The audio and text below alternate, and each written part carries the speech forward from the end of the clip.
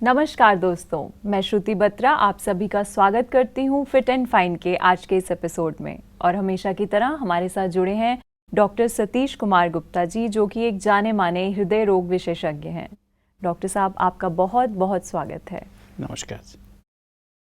दोस्तों, कहते हैं if you give your heart to God you will never get a heart attack. Means अगर आप अपना दिल भगवान को दे देते हैं तो आपको कभी भी हार्ट अटैक नहीं आ सकता, दिल की कोई बीमारी नहीं हो सकती। डॉक्टर साहब, मेरा आज का प्रश्न इसी से रिलेटेड रहेगा कि आजकल देखा जाता है कि हार्ट अटैक की जो प्रॉब्लम है वो 20 से 50 साल की उम्र के लोगों में ज़्यादा पाई जाती है। पहले होता था कि ये 50 प्लस के लोगों में हार्ट अटैक प्रॉब्लम ज़्यादा होती थी, लेकिन आजकल ये यंगस्टर्स में बहुत ज़्यादा पाई जाती है। तो क्या कोलेस्ट्रॉल और हार्ट अटैक ये आपस में रिलेटेड हैं? आप ठीक कहते हैं कि आजकल ये बीमारी जो पहले कहते हैं it was a disease of old people जी। मतलब जो लोग इसको एजिंग की डिजीज़ भी बोलते थे पहले 60s के पहले हम कहते थे 60s में या 70s में।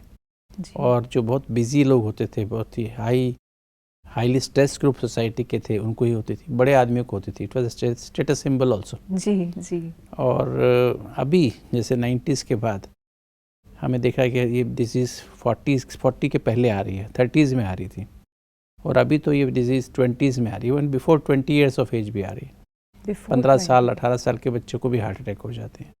तो ये डिजीज़ धीरे धीरे बढ़ती जा रही है। और ये देखने में आया, पीछे एक सर्वे 2015 में हुआ था, उसमें पाया गया more than 60% of heart attacks are below the age of 50 years.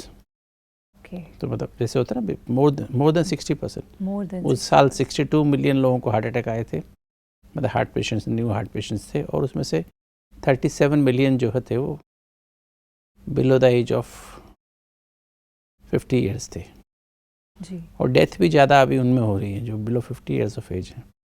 तो हार्ट अटैक और स्ट्रोक्स ये बहुत कॉमन हो गई डिजीज़, और दोनों कारण ही कोलेस्ट्रॉल जम जाना है, कोलेस्ट्रॉल ज़्यादा कोलेस्ट्रॉल होना है, दोनों का कारण, चाहे हार्ट अटैक हो या स्ट्रोक हो। स्ट्रोक माना ब्रेन का अटैक। ब्रेन की नसें बंद हो जाती है तो उससे ब्रेन अटैक होता है, और हमारी आधी बॉडी में पैरालिसिस का अटैक हो जाता है। जी। और हार्ट अटैक में क्या होता है, हमारी हार्ट की एक आर्टरीज ब्लॉक हो जाता है। एक आर्टरी, 3 आर्टरीज होती हैं, उसमें एक आर्टरी में ब्लॉकेज होता है, मतलब आर्टरी क्रैक होती है, क्रैक हो क्लॉट बनता है, क्लॉट बन के हार्ट अटैक आ जाता है। Sudden 100% blockage leads to heart attack. Blockage से हार्ट अटैक नहीं आता है, बट ए क्लॉट, आर्टरी अचानक से क्रैक होती है, जहाँ कोलेस्ट्रॉल जमा हुआ है वो अचानक क्रैक होता है। किसी कारण से, गुस्से से, चिंता से, डर से, या बहुत हैवी रात को लेट नाइट हैवी मील ले लेने से भी ऐसा हो सकता है ना। तो वो क्रैक होने से फिर एक क्लॉट बनता है, जैसे कहीं भी हमारी स्किन क्रैक होती है ना जी, वहाँ से ब्लड निकलता है, फिर फुल क्लॉट बनता है। सेम वे आर्टरी के अंदर भी जहाँ भी ये ब्लॉक होते हैं, कोलेस्ट्रॉल जमा होता है, वहाँ पर अचानक से क्रैक होता है, क्रैक होकर क्लॉट बनता है, और क्लॉट से अचानक 100% आर्टरी बंद होती है, उससे हार्ट अटैक होता है। बाकी कोलेस्ट्रॉल के बारे में एक मिथ है कि कोलेस्ट्रॉल का बढ़ना, ठीक बात है कि कोलेस्ट्रॉल बढ़ने से हमें हार्ट की बीमारी होने के चांसेस अधिक होते हैं जी। कि तो एक सर्वे पीछे किया गया पेशेंट्स के ऊपर, जब पेशेंट हार्ट अटैक लेके आईसीयू में आते हैं, उसमें से अगर 100 पेशेंट हार्ट अटैक लेके आए, उसमें पाया गया कि लगभग 20% ही ऐसे पेशेंट होते हैं आउट ऑफ 100 जिनका कोलेस्ट्रॉल 200 से अधिक होता है ना। तो मतलब जिनका कोलेस्ट्रॉल नॉर्मल है उनको भी हार्ट अटैक होता है ना। बट टोटल कोलेस्ट्रॉल कहते हैं 200 से कम होना चाहिए। तो इन स्पाइट मतलब कोलेस्ट्रॉल लेवल नॉर्मल है तो भी हार्ट अटैक होता है। तो cholesterol is not the only factor. Heart disease है मल्टी फैक्टोरियल डिजीज़, हमने पहले भी शेयर किया था। मतलब हार्ट डिजीज़ जो है एक मल्टीपल फैक्टर्स इन्वॉल्व हैं। कुछ कन्वेंशनल रिस्क फैक्टर्स हैं, मतलब फिजिकल रिस्क फैक्टर्स हैं, कुछ साइकोलॉजिकल रिस्क फैक्टर्स हैं। जैसे जिन लोगों को हाई ब्लड प्रेशर होता है, 140/90 से अधिक ज़्यादा ब्लड प्रेशर होता है, उन लोगों को 3 गुना से 5 गुना अधिक चांस होते हैं हार्ट अटैक आने के। जिनको डायबिटीज़ है उनको भी 3 गुना अधिक चांस होते हैं हार्ट अटैक आने के। जो स्मोकिंग करते हैं उनको भी 3 गुना अधिक चांस होते हैं हार्ट अटैक आने के। और एक बार हार्ट अटैक हो जाने के बाद भी जो स्मोकिंग कंटिन्यू करते हैं, सिगरेट, बीड़ी या तंबाकू किसी रूप में भी लेते हैं, उनको फिर 6 गुना अधिक चांस होता है हार्ट अटैक आने का। जो मोटे हैं, ओबीज हैं, ओवरवेट हैं, उनको 2 गुना अधिक चांस होता है हार्ट अटैक आने का।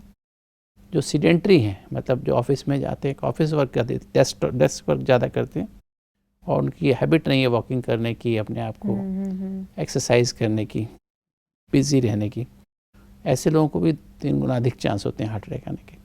और जिनको फैमिली हिस्ट्री होती है उनको भी 3 गुना अधिक चांस होते हैं हार्ट अटैक आने के। बट जेनेटिक, जहाँ जीन्स इन्वॉल्व होते हैं माता पिता से, उनको भी 3 गुना अधिक चांस होते हैं हार्ट अटैक आने के। और जिनको कोलेस्ट्रॉल हाई रहता है उनको 2 गुना अधिक चांस होते हैं हार्ट अटैक आने के। तो ये बेसिक मोटे 6-7 फैक्टर्स हैं जिनको हम कन्वेंशनल रिस्क फैक्टर्स कहते हैं। और पर again once again I'll tell you that cholesterol is not the only factor. Cholesterol is one of the factors. High cholesterol is one of the factors जिसके through immediate होता है कि हमारे blockages होते हैं, वो जम जाता है आर्टरीज में और उसका। हाँ, कोलेस्ट्रॉल भी 3 तरह का होता है।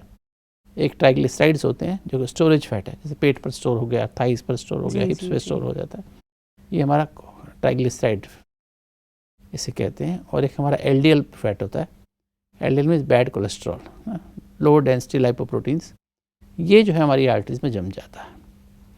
मतलब हमारी ब्लड में फ्लो करता रहता है, और जहाँ जब हमारी एंडोथेलियल डिस्फंक्शन होता है, अंदर की जो लाइनिंग है ब्लड वेसल की, जब वो उसमें डिस्फंक्शन होती है तो फिर कोलेस्ट्रॉल, ये जो एलडीएल है वो पार्टिकल इंटीमा, दीवार के अंदर जाने लगता है, राइट। और जब अंदर जाएगा तो फिर वो डिपॉजिट धीरे धीरे डिपॉजिट होता है। और फिर जो एक होता है HDL, good cholesterol, high density lipoprotein, ये जो है इट्स गुड कोलेस्ट्रॉल। तो ये क्या करता है, it prevents the LDL to move in the wall of the artery, right. HDL LDL को पकड़ के रखता है। एक एचडीएल का मॉलिक्यूल 3 एलडीएल को ब्लड में पकड़ के रखता है, ठीक है। तो अगर हमारा एचडीएल कम हो जाता है, आजकल सबसे इम्पोर्टेंट भारत में कोलेस्ट्रॉल लेवल्स, जब मैंने पहले बताया, नॉर्मल है, अधिकतर 200 के नीचे ही इन लोगों के, किंतु मेन बात जो भारत में पाई जाती है वो है HDL levels, good cholesterol level कम है। मेल्स में, माना पुरुषों में, ये गुड कोलेस्ट्रॉल 40 से अधिक होना चाहिए। इज़ बेटर टू हैव 45, 50, 55, अच्छा, जितना ज़्यादा हो उतना अच्छा है जी। और इसमें भी HDL2B एक फ्रैक्शन है इसका, HDL का, वो प्रोटेक्टिव है हार्ट के लिए। HDL1 और HDL1A इतना हार्ट के लिए अच्छा नहीं है, पर HDL2B फ्रैक्शन जो है वो हार्ट के लिए बहुत ही स्पेसिफिक है, जो कि हमारा लीवर में ही बनता है। HDL या LDL या ट्राइग्लिसराइड, तीनों चीज़ें लीवर में बनती हैं, पर इसका कनेक्शन हमारे मन से रहता है। जितना हम मन से शांत रहते हैं, संतुष्ट रहते हैं, खुश रहते हैं, आनंद में रहते हैं, उतना हमारा लीवर अधिक मात्रा में गुड कोलेस्ट्रॉल बनाता है। और जितना हम जल्दी चिंता, गुस्सा, चिड़चिड़ापन, इरिटेशन के शिकार होते हैं, डिप्रेशन के शिकार होते हैं, तो उतना ही लीवर हमारा बैड कोलेस्ट्रॉल बनाता है। तो डॉक्टर साहब, ये हमारी 70% एक्चुअली कोलेस्ट्रॉल जो है हमारे लीवर में बनता है, 30% हमारे फूड से आता है। तो 30% अच्छा या बुरा कोलेस्ट्रॉल हमारे खाने में आएगा, राइट जी। तो अच्छा कोलेस्ट्रॉल कहाँ से आएगा खाने में? उसमें जैसे कि हमारे ड्राई फ्रूट्स जैसे होते हैं ना, बादाम, अखरोट वगैरह जो होते हैं, उनमें ज़्यादा मात्रा में HDL ज़्यादा होता है।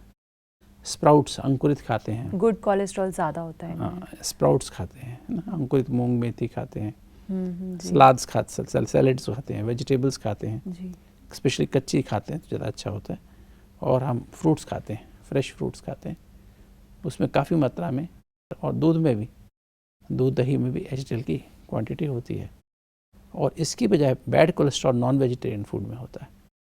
LDL जो होता है वो ज़्यादातर नॉन वेजिटेरियन फूड में होता है, अंडा, मीट, मछली में ज़्यादा होता है। और जो सैचुरेटेड फैट्स हैं, जैसे जो घी है जी, डालडा घी आता है, या वनस्पति तेल जो हाइड्रोजनेटेड ऑयल्स होते हैं, या फिर देसी घी आता है, बटर आता है ना, डेयरी प्रोडक्ट्स में ज़्यादा होगा।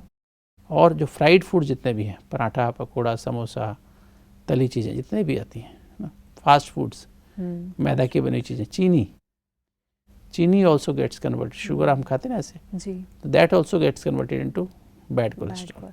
आपने जैसे पिछले एपिसोड में भी हमें बताया कि जो नॉन वेज खाते हैं उनकी सोच का जो एक पैटर्न है वो भी पॉजिटिव थोड़ा कम होता है, राइट, तो वो भी फैक्टर एक इसमें। यस, तो पता है 70% तो हमारे मन पे ही डिपेंड करता है ना।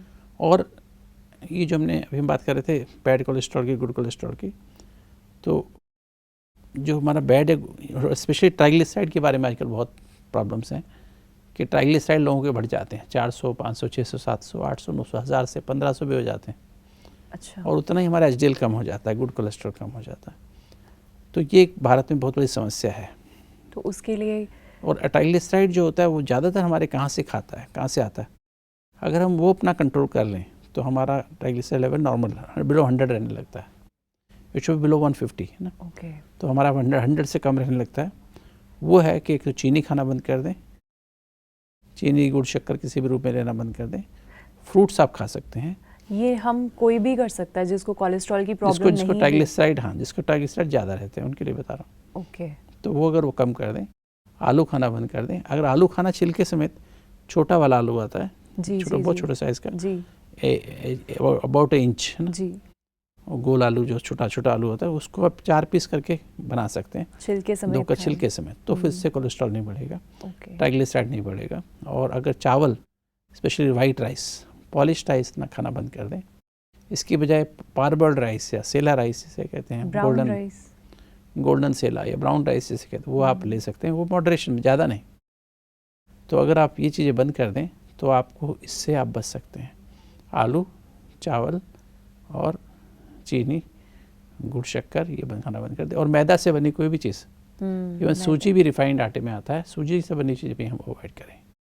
तो हमारा जो है, हम लोग we can enjoy a good sort of triglyceride. मैंने आज तक, मेरा ट्राइग्लिसराइड लेवल 700-800 के आसपास रहता था। आज से लगभग 28-30 साल पहले, 28-29 साल पहले मैंने पहली बार ही चेक कराया था।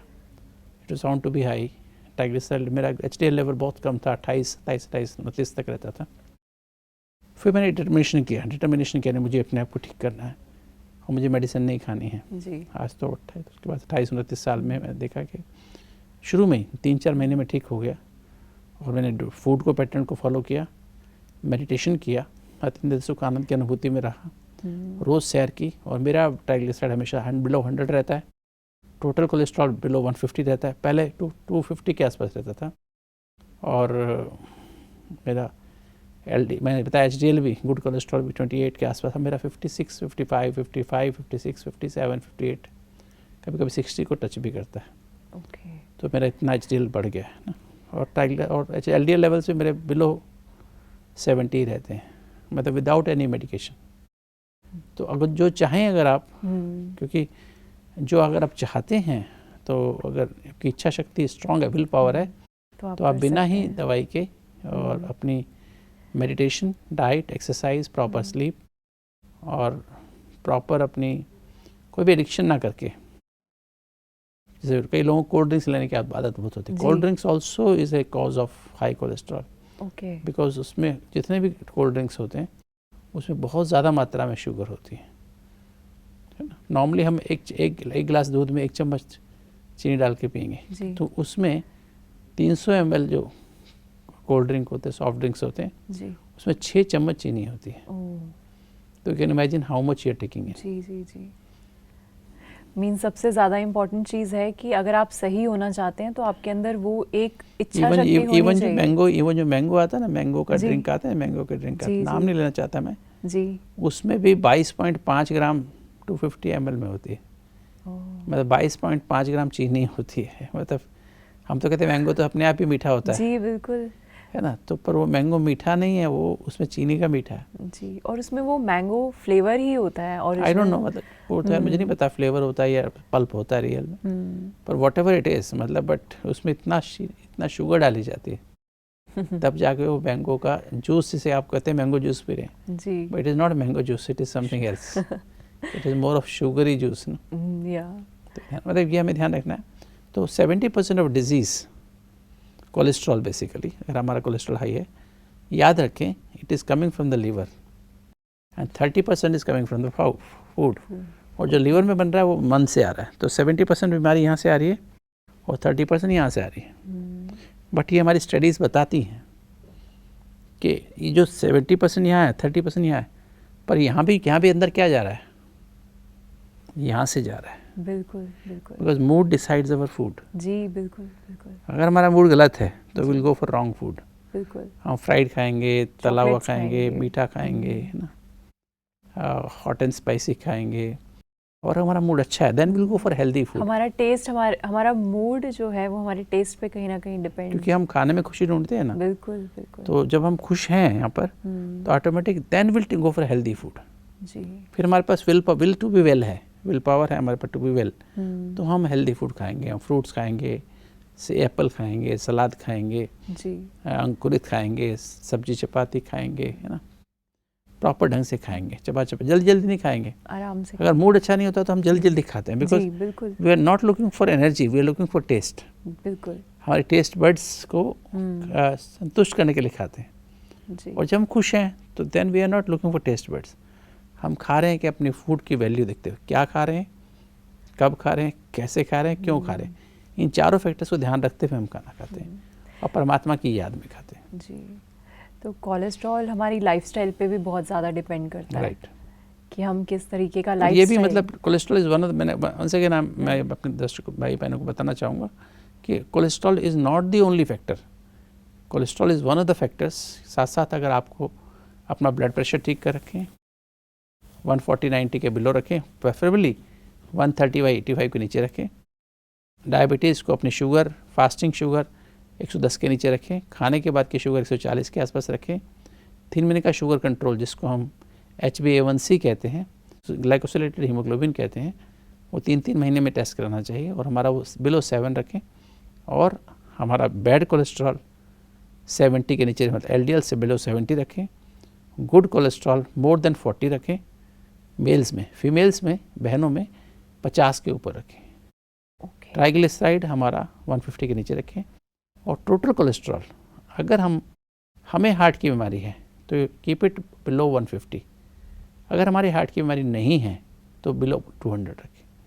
तो ये थोड़ी सी प्रिकॉशंस हैं हमें जो रखनी चाहिए. हमें पता भी होना चाहिए कि हमारा अगर ये फिगर्स हम मेंटेन कर लेते हैं तो वी आर बेटर ऑफ. हमें और plus daily 30 to 45 minutes of morning walk after sunrise is a must for any human being. मैं तो हमेशा कहता हूँ, earn your breakfast. That means at least have 30 to 45 minutes of morning walk before you take breakfast. Okay. ना, अगर आपने 45 minutes walk नहीं की है पहले तो दैट मीन्स आप हकदार नहीं है ब्रेकफास्ट करने के. ब्यूटीफुल. तो ये हमें ध्यान रखना चाहिए. तो एक ये प्लस सोने की हमारी happy sleeping habits. Early to bed, early to rise is the best way to be healthy, wealthy and wise. 10 बजे सो जाएं, सुबह 3:30 उठें, सोने के पहले वेंटिलेशन कर लें तो आपको नींद अच्छी आएगी. तो आप इससे काफ़ी हद तक, और उठते ही आप मेडिटेशन करेंगे तो आपका हार्मोनल बैलेंस बढ़ेगा, सभी हार्मोन्स बैलेंस में निकलेंगे, जिससे आपका हार्मोनल ऑर्केस्ट्रा म्यूज़िकल होगा, लाइफ म्यूज़िकल संगीतमय हो जाएगी, क्योस फ्री हो जाएगी, और फिर आपका ओवरऑल हार्ट डिजीज़ से आप बच सकेंगे. जी. Heart diseases. और स्मोकिंग का करते हैं तो smoking is a very very important cause of heart disease. तो स्मोकिंग करते हैं तो आप एकदम बंद कर दीजिए, एकदम, मतलब ऑल और नन, स्टॉप, एकदम बंद कर दीजिए. एंड मुंह में अगर आपको लगता है कि हमें फीलिंग हो रही है, मुंह में सौंफ, इलायची, कुछ भी ऐसी चीज़ होती है वो आप डाल के रखें, और 1-2 दिन थोड़ी क्रेविंग होगी तो उसके बाद ठीक हो जाएगी. तो डॉक्टर साहब, जैसे हमने जाना कि हार्ट की प्रॉब्लम, ये तो अभी तक हमने जाना कि ये फिजिकल फैक्टर्स, ये क्या क्या होते हैं हार्ट अटैक या हार्ट की प्रॉब्लम के लिए. क्या हमारे कुछ साइकोलॉजिकल फैक्टर्स भी होते हैं जो हार्ट प्रॉब्लम क्रिएट करने में, जो फैक्टर्स? बिकॉज साइकोलॉजिकल फैक्टर्स बहुत सेंट्रल कोर है जिसके पीछे ये फिजिकल फैक्टर्स काम करते हैं. फिजिकल फैक्टर्स एड अप होते हैं, जैसे हमने बताया रिस्क, कोई 3 गुना, कोई 2 गुना, कोई 5 गुना, कोई 2 गुना, कोई 3 गुना, ऐसे रेशियो है ना, इतना अधिक, वो सारे फैक्टर्स एड अप होते हैं. किंतु जो साइकोलॉजिकल फैक्टर्स क्योंकि मन में है ना, वो सारे मल्टीप्लाई हो जाते हैं. ओके. जैसे अगर आप टाइप ए नेचर के हैं, हर समय टाइम प्रेशर, वर्क प्रेशर में रहते हैं, परफेक्शन की आदत, 3 गुना अधिक चांस है आपको हार्ट अटैक आने का. स्पेशली आप सिनिकल हैं, अगर दूसरों में दोष ढूंढते रहते हैं तो और अधिक चांस है. अगर आप हॉस्टाइल हैं, हॉस्टाइल टाइप हैं, आपके अंदर रिवेंजफुल बिहेवियर, तो और अधिक चांस है. तो इसी तरह से आपका जो अगर सेंसिटिव टाइप है नेचर है, आप बहुत सेंसिटिव और इमोशनल हैं, परफेक्शनिस्ट भी हैं तो अधिक चांस है हार्ट अटैक होने का। इसी तरह से एंजाइटी रहती है तो आपको 2 गुना अधिक चांस है हार्ट अटैक आने का। इस तरह से आपको गुस्सा आता है तो 3.5 गुना अधिक चांस है हार्ट अटैक आने का। अगर आप उदास हो जाते हैं तो उसमें 4 से 5 गुना अधिक चांस है हार्ट अटैक आने का। तो मतलब ये जो है ये कन्वेंशनल रिस्क फैक्टर्स तो हो गए फिजिकल वाले, और psychological risk factor they are much more dangerous. तो और ये सारे साइकोलॉजिकल रिस्क फैक्टर्स हमारे फिजिकल रिस्क फैक्टर्स को बढ़ाते हैं। अगर आपके अंदर जल्दी, चिंता, गुस्सा है, उदासी है, अपने मन की बातें आप share, isolation, lack of social support, lack of emotional support है, अपने मन की टेंशन को आप शेयर नहीं कर पा रहे, तो आपको ब्लड प्रेशर भी बढ़ेगा, डायबिटीज़ भी बढ़ेगी, स्मोकिंग भी ज़्यादा करेंगे जी, है ना, और आपका कोलेस्ट्रॉल भी ज़्यादा बढ़ेगा, आपको एक्सरसाइज करने को दिल भी नहीं करेगा, नींद भी अच्छी नहीं आएगी, और खाना भी सही नहीं, खाना भी गलत खाएंगे ना। तो मतलब दे ऑल एड अप, ये मल्टीप्लाई करते हैं, वो एड अप होते हैं। तो दोस्तों आज हमने जाना कि हार्ट की प्रॉब्लम के लिए सिर्फ कोलेस्ट्रॉल ही रिस्पॉन्सिबल नहीं होता, आपकी मन की स्थिति, आपकी मेंटल स्टेट भी इसमें एक बहुत बड़ा रोल प्ले करती है। डॉक्टर साहब आपका बहुत बहुत शुक्रिया, आपने आज इतने सुंदर पॉइंट्स हमें बताए। मैं आशा करती हूँ हमारे दर्शकों के बहुत से क्वेश्चंस का आंसर उन्हें आज मिला होगा। तो दोस्तों आप देखते रहिए फिट एंड फाइन, हम मिलेंगे जल्दी, तब तक के इजाज़त दीजिए, नमस्कार।